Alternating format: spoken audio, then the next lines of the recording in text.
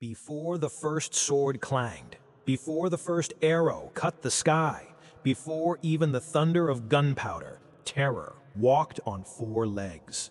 Amidst the chaos of battle, shouts, clanging shields, the screams of men and horses, a shadow moved like smoke. It was muscular, it was swift, it was obedient, and it was merciless. It was not man, it was not horse, it was Rome's unseen guardian, its silent executioner. It was the Conus Pugnax.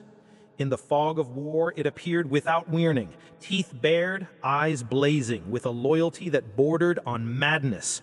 For the legionaries who marched beside it, it was both protector and predator. For the enemies of Rome, it was death incarnate.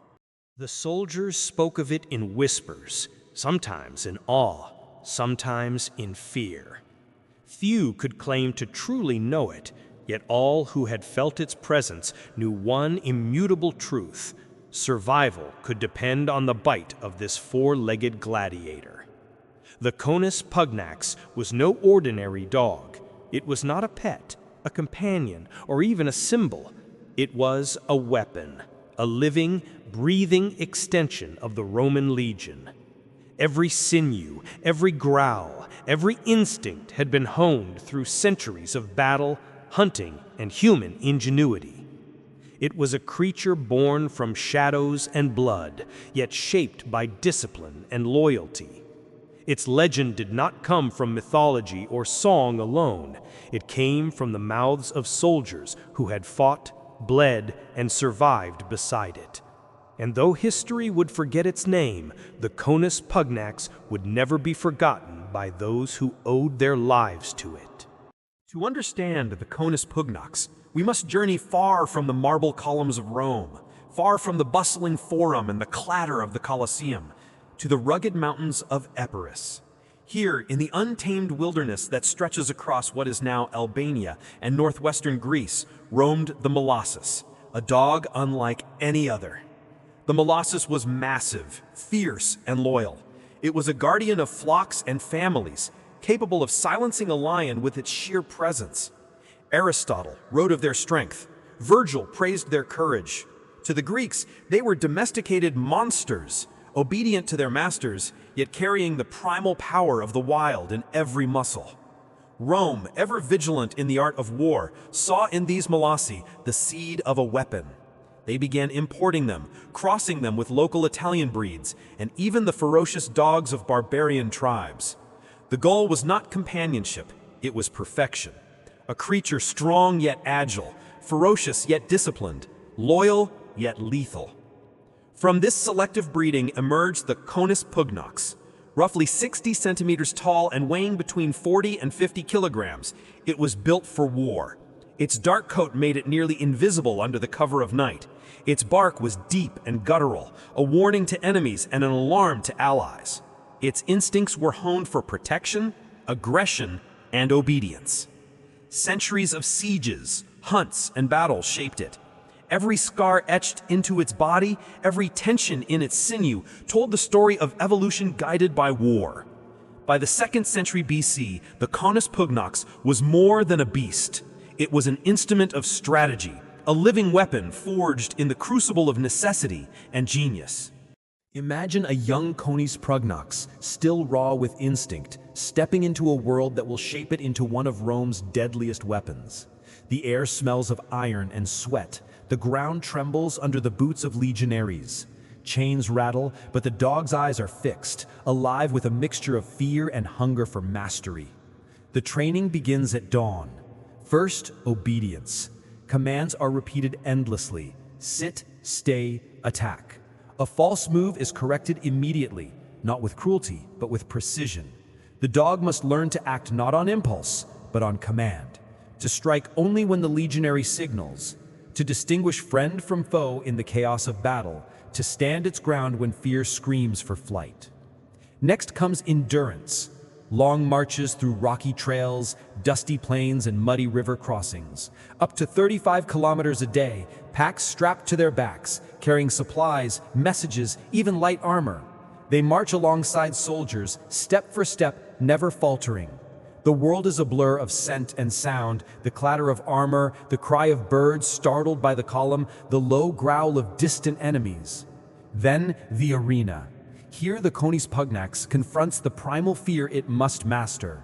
Lions, bears, wild boars, condemned men, chained and screaming. The crowd roars, a tidal wave of chaos and blood. The dog learns that pain is a signal, not a deterrent, that the scent of blood is a tool, not a lure. Hunger sharpens aggression, deprivation strengthens focus. Every strike, every leap, every clamping bite is a rehearsal for war. But training is not only physical, it is emotional. The dog learns the bond between itself and the legionary. A glance, a gesture, a whispered command, all become signals in a language older than Rome itself. Trust is forged in sweat, mud, and shared danger. Disobedience is met with correction. Loyalty is rewarded with survival. Night falls and the Coney's Pugnax guards the camp. Its ears twitch at the slightest disturbance. The snarl of a fox, the rustle of leaves, the distant cry of an enemy scout, all are cataloged and interpreted. It patrols tirelessly, vigilant in a world where a single lapse can mean death. Soldiers sleep, dreaming of home, while the dog remains alert, a silent sentinel. The Coney's Pugnax becomes more than muscle and instinct. It becomes a soldier. It learns the rhythm of the legion, the cadence of marches, the patterns of enemy movement. It understands command, obedience, loyalty, and sacrifice in ways that transcend instinct. By the time it steps onto the battlefield for the first time, it is no longer a dog. It is a living weapon, disciplined, trained, and ready. Its eyes hold intelligence. Its posture speaks of purpose. The legionary beside it knows, without a word, that the dog will hold the line, will attack when commanded, and will die if necessary. In this forging, the Coney's Pugnax becomes a legend, a shadow that stalks the chaos of Rome's wars, a partner, a protector, a predator. Every scar, every lesson, every march builds a creature capable of changing the tide of battle. The sun rises over a restless plain. Mist clings to the ground like a shroud, and the distant sound of marching boots trembles across the horizon. Legionaries tighten their grips on gladii, shields gleaming in the dim light. Beside them, the Coney's Pugnax moves with silent precision, its muscles coiled, senses alert to every sound, smell, and vibration. This is no longer training. This is war. The first clash comes suddenly. A raiding party of barbarian scouts, arrows streaking through the fog. Chaos erupts. The dog surges forward, a shadow unleashed. It leaps over shields, sinks teeth into the enemy, yanking a man from behind the lines. The legionary beside it breathes a quick prayer, trusting the dog with his life. The Coney's Pugnax does not hesitate. It does not falter. It acts with lethal clarity. Rome's enemies were not unprepared. The Celts, Germans, and Scythians had their own war dogs, trained to strike with blind fury. They lunged, barked, and tore at the legs of Roman soldiers. But the Coney's Pugnax was different. It was a Roman soldier in canine form, trained to fight only when commanded, to recognize allies, to hold position under the stress of blood, mud, and chaos. In Germania, under the dense canopy of forest, ambushes were frequent. One legionary column, marching along a narrow trail, felt the first arrow strike. The Coney's Pugnax howled, charging into the underbrush, scattering the enemy and creating a path for the soldiers to regroup. Another dog leapt onto a fallen soldier, dragging him from danger as he struggled to breathe. Across the empire, stories like this were whispered in the camps. At Vercelli in 101 BC, the Cimbri unleashed their ferocious dogs to defend their palisades. They fought to the death, even after their masters had fallen. Rome observed, adapted, and refined. The Coney's Pugnax became more than a defensive measure, it became a tactical asset. Caesar's campaigns in Gaul and Britannia provide further testament. Guard dogs, scouts, messengers, sentinels, they were everywhere. In hostile territory, a single Conus pugnax could warn an entire camp of approaching ambushes, saving hundreds of lives. In open battle, its bite was precise, terrifying, and efficient. Shields were punctured, legs immobilized, enemy morale shattered. But it was not just combat skill that made it invaluable. It was intuition. Soldiers learned to watch its behavior. A stiffening of muscles, a low growl, a sudden freeze. Danger was near. An ambush was forming. The dog's instincts often predicted threats before human eyes could perceive them. And in every skirmish, the bond between soldier and dog deepened. A legionary would shield a dog with his body. The dog would retaliate, defending him as if no enemy could take him alive. They shared the burden of war, the sweat, the blood, the fear, and the fleeting moments of triumph. Even in siege warfare, the Conus pugnax played a role. In Dacia and Thrace, dogs were used to guard supply lines, patrol perimeters, and intimidate the enemy in night raids. Their presence allowed Roman commanders to stretch smaller forces across larger areas, confident that these four-legged soldiers would act with unwavering loyalty and deadly precision. Rome's enemies learned quickly to fear them. Tales spread of a dark shape moving faster than a man, striking with the fury of a legion. Yet the Conus pugnax was always controlled, always disciplined, always under the command of its Roman master. Where a barbarian dog might attack blindly, leaving his master vulnerable, the Conus pugnax acted with strategy and purpose. By the end of the battle, the dog bore scars, bloodied but unbowed. Its eyes, still bright with awareness, scanned for the next threat. The legionaries, exhausted and battered, looked upon it not just as a tool, but as a comrade. It had fought beside them, endured the same chaos, and survived the same dangers. In the battlefield, the Conus pugnax was more than muscle and instinct. It was a soldier, a protector, a partner. It embodied Rome's discipline, cunning, and relentless determination. And while history may overlook its deeds, the men who survived knew the truth. Beside them, the shadow with teeth had been the difference between life and death. Amidst the screams of battle and the thunder of war, there was a quieter kind of courage, not measured in victories or conquests, but in loyalty, devotion, and sacrifice. The Conus pugnax was more than a soldier. It was a companion, a confidant, a presence that grounded the legionaries in the chaos of war. Soldiers who had never known peace found in the dog a bond they could rely on. Its eyes, sharp and alert, seemed to read their fears before words could be spoken. Its growl could warn of hidden danger. Its body pressed against a man in the night could be a shield against the darkness. Stories of heroism spread quietly through the camps. One soldier, cornered during a skirmish in Germania, collapsed under a rain of arrows. A Conus pugnax leapt to his side, dragging him to safety, snapping at foes who dare come near. That soldier survived to tell the tale, whispering to his comrades that it was not Roman steel, but a dog's teeth that had saved him. In the arenas, some dogs became stars of their own, named, celebrated, cheered by the crowd.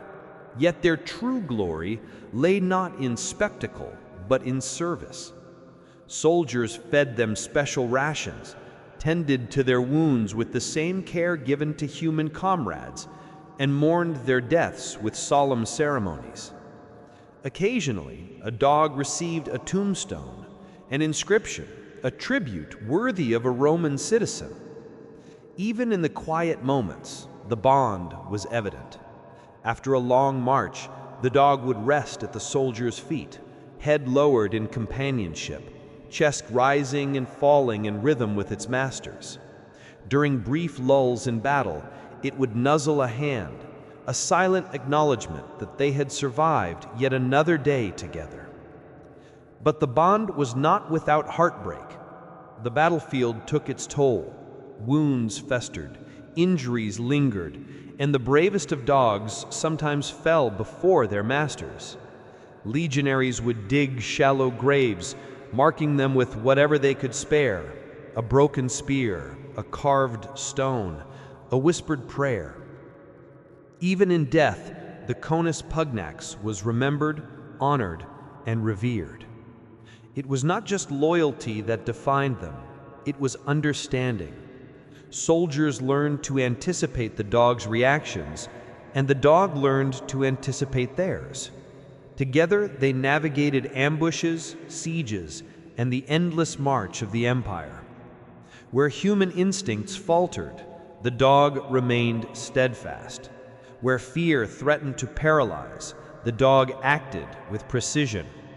It was a partnership forged in blood and trust, a silent testament to the enduring power of loyalty. In a world where men could be fickle, cruel, or cowardly, the Conus pugnax understood duty. It did not question orders, it did not hesitate, it did not falter. And in that unwavering devotion, it became more than a weapon.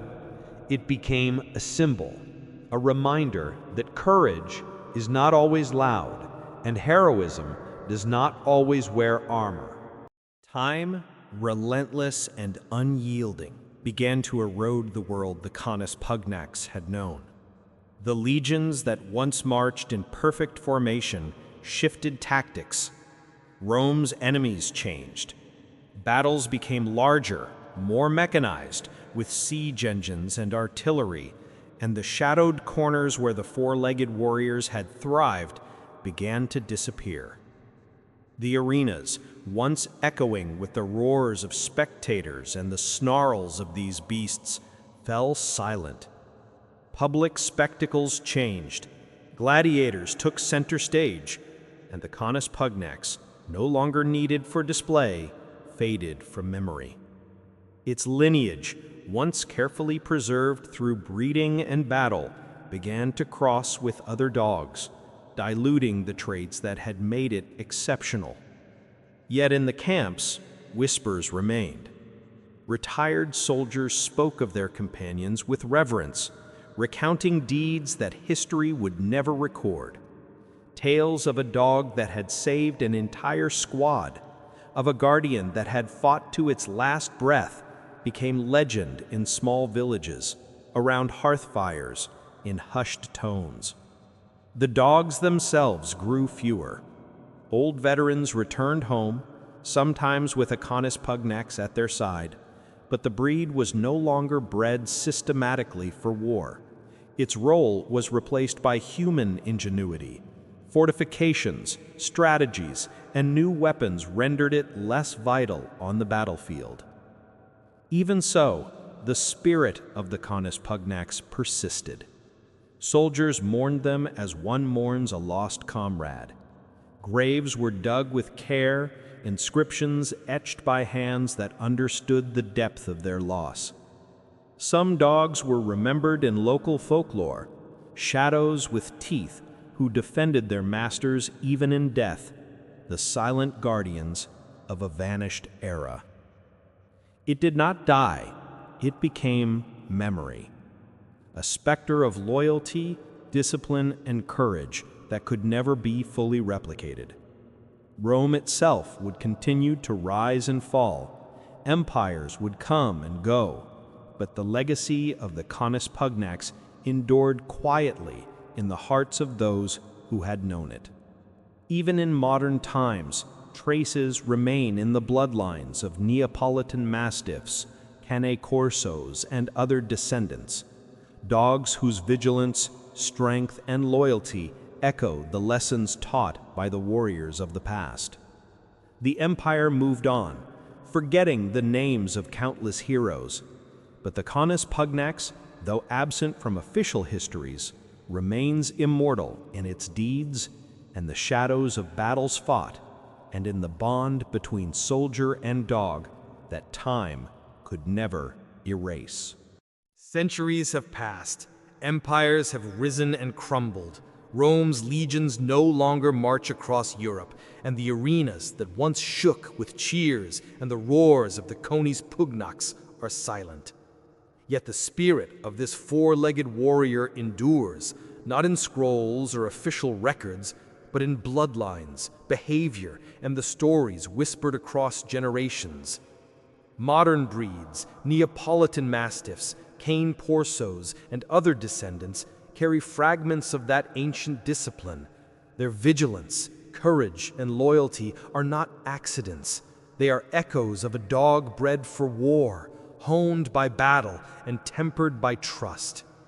In every calculated step, in every protective stance, in every low, warning growl, the Conis Pugnax lives on. But its legacy is not only genetic, it is moral, emotional, and philosophical. What does it mean to fight without hesitation, to serve without question, to give loyalty so absolute that death is a companion rather than a fear?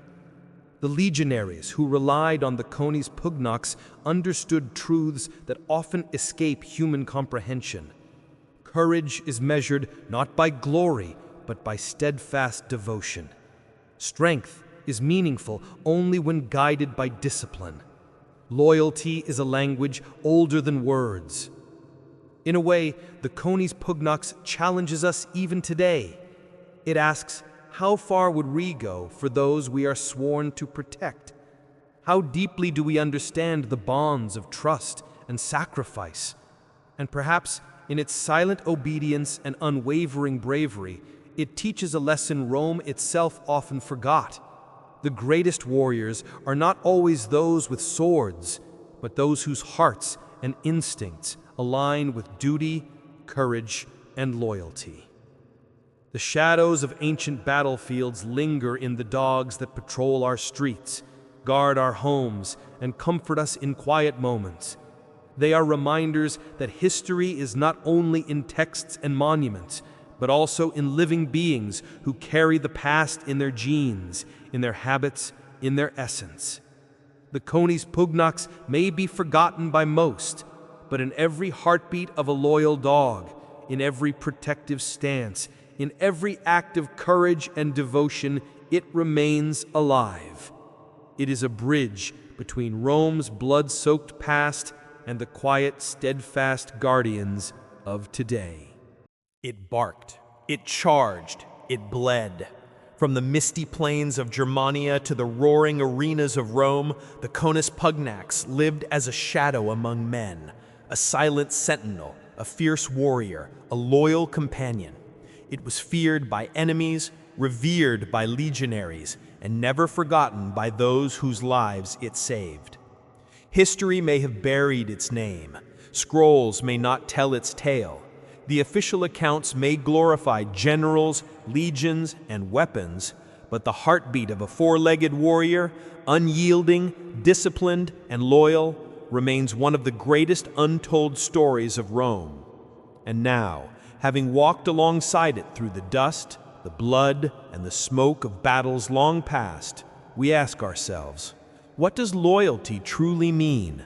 What does courage demand of us? And if even beasts could teach men the art of devotion, what lessons have we forgotten?